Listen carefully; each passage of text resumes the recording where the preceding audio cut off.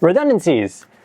So some of you photographers or video producers may think of redundancy as just file redundancy, right? Using multiple SD cards or dumping your footage to multiple hard drives, things like that.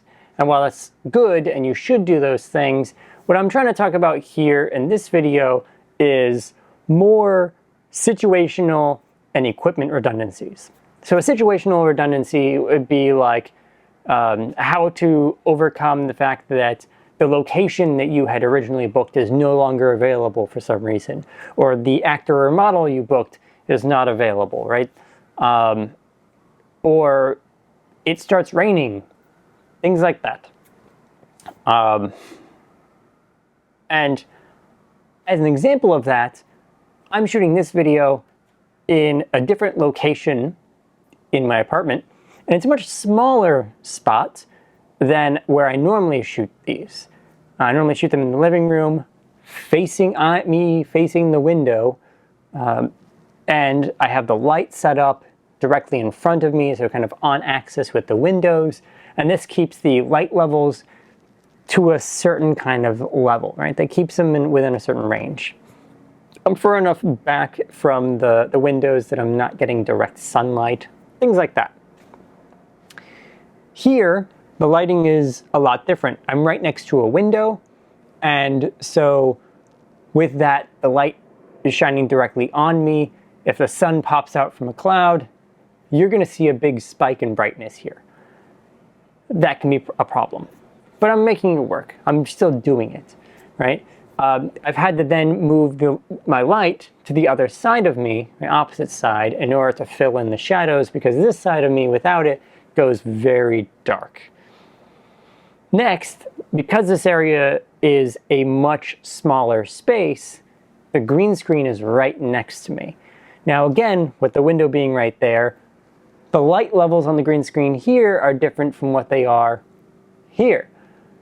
So I'm gonna have to make some tweaks when I go in to do the chroma key. Now, that's also another issue, is the sound. Because why do I have to go in to do the chroma key? Normally I do that automatically. Normally I record these videos direct to my computer through OBS. I don't even record them normally on the camera. But this one I am.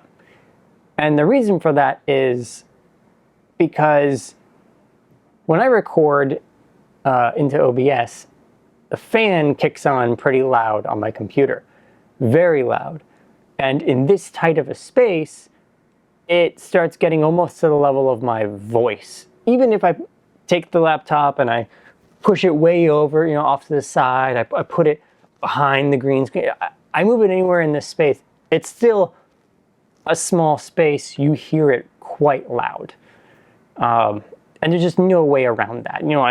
I've tried blocking the sound by creating a little fort. It's not working. Still just that sound. And so that's a problem that I can solve. A problem that I couldn't solve necessarily with this space is that because I'm so close to the window, you do hear a lot more outdoor noise, which is problematic, sure, but it's not the end of the production problematic. Honks and sirens and stuff, you hear that more. So also because I'm not using my computer to record, I couldn't use the microphone I normally use, which is a USB powered microphone, and instead I'm back to the lavalier microphone. On top of all of that, because where I am is essentially, there's a wall here, there's a wall there, and then desk space here. There's a lot of flat, hard surfaces which cause my sound to reverberate or bounce off these walls and everything back into the microphone, and that doesn't sound very good. And I've done what I could by using blankets and pillows and things just to kind of make it work. You're still going to hear some of that bounce back, but I have minimized it as much as I can with the stuff in the room. which is blankets and pillows. And that all is kind of the point, is that even though you're encountering all these issues, try to find ways to make it work. Try to find ways to make it still look and sound as good as you can. This will require more work from me, shooting it this way, but the end result is hopefully you can't really tell so much. Next. Next is kind of equipment malfunctions, right? Or equipment problems, which I kind of already touched on with the laptop. The laptop being so loud, it is now out of commission, right? I have to treat it like, because I've tried different solutions to get the sound under control, we'll say, and it just wasn't working, right? So we have to treat the whole shoot like I can't use that piece of equipment.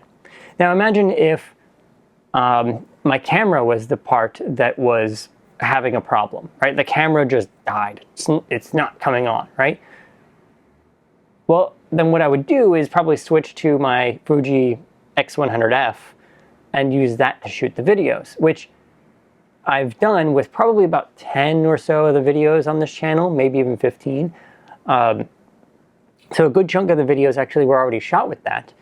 Now, whether or not you can tell where those changes occurred is another thing. I may have even pointed them out in the videos, but basically the point is that switching cameras, switching recording styles, switching a lot of things, and still trying to make it work. That's what it's all about. So, with all that said, what's next, right? Basically, what I want you to get out of this video is you are more than your equipment. You're more than the camera that you use, the lighting that you use, the microphones you use. Those are just tools for you to do your job. And basically your skill, experience, and intuition kind of come together, and that is what dictates whether or not a project is going to be successful, not the equipment. Don't blame the equipment. If a piece of equipment fails, find a way to make it work without it. You have to do it all the time, right? If you plan on making this a career, you're going to encounter problems. You're going to encounter equipment failures, situational failures, like locations falling out. You're going to encounter these things. No matter how much planning you do, how reliable the equipment that you use is, you're still going to encounter these problems at one point or another in your career.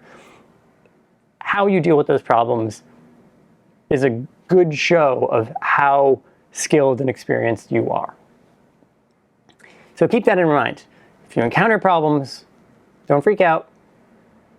Think of solutions.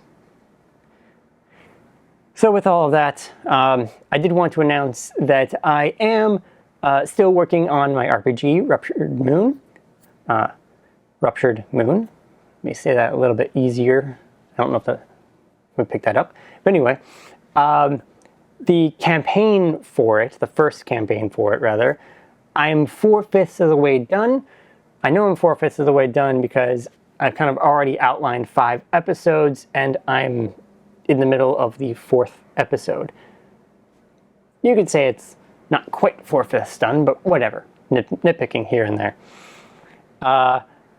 The artwork is actually much further done than the writing is. So I'm pretty close with that. I'm expecting that I will be doing play testing, that it'll be the whole game and the campaign will be almost complete or complete by the time I start playtesting in January, February. Once that is done, or when that's ongoing, I'll start throwing in some little teasers, little bits more information on like Twitter or Instagram. And so I guess look forward to that.